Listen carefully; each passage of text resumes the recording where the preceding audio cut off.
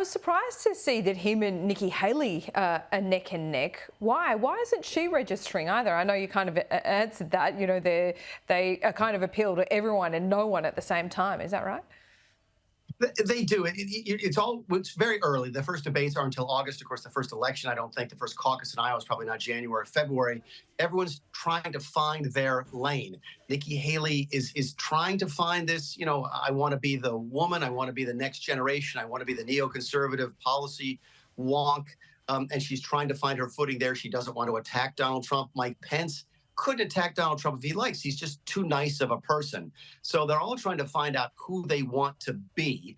And in the meantime, Trump and DeSantis are slugging it out as the two frontrunners that they are. And to Chris Christie, he's a former New Jersey governor. He's announced his nomination too. Now, this is fascinating. I spent an hour with Chris on Friday in New Jersey. He actually called me and wanted to talk to me. I think he's probably going to announce here tomorrow, our time, that he's going to run. I'm not sure he thinks he's got a chance to win, but he really seems invigorated by the concept of debating Donald Trump. Keep in mind, these two gentlemen have known each other for more than 20 years. Chris Christie was actually, he played Joe Biden for Donald Trump in the practice debates in 2016 and 2020. They have spent a lot of time together. Chris Christie's a great debater, and he told me straight to my face, he's like, you tell people I know Donald Trump better than anybody else, and I'm the one who can take him down because I can beat him at his own game. And I think he really just is going to relish in the game, and I think that might be, it certainly is going to make it fun to watch. But I don't think Chris Christie can win, but he might make sure that Donald Trump doesn't. And did you tell him that, Mick Mulvaney?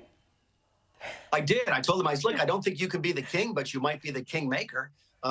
Chris Christie was a leading voice here in this country 10 years ago as sort of this new conservative. He won in New Jersey, where Republicans never win. He was a rising star, and then Donald Trump stole all of his sort of energy as this brash, straight-talking, rough around the edges kind of politician. And I think he misses.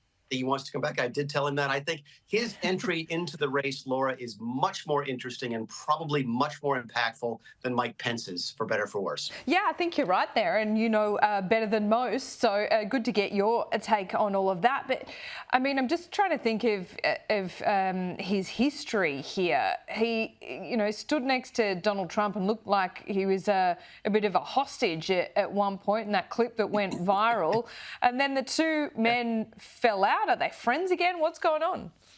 Oh, no. Keep in mind, this goes even deeper than that. It's more than you probably want to hear, and certainly more than folks in Australia are familiar with. But it was actually Chris Christie who put Jared Kushner's father in jail.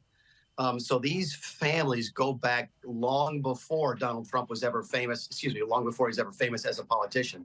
So, yeah, I don't think they like each other. I think they have been friends in the past, and sometimes your most bitter enemies are the folks who used to be your friends, and I think that's the way this is shaping up. Yeah, that's right. Well, your friends are behind you just coming back poolside.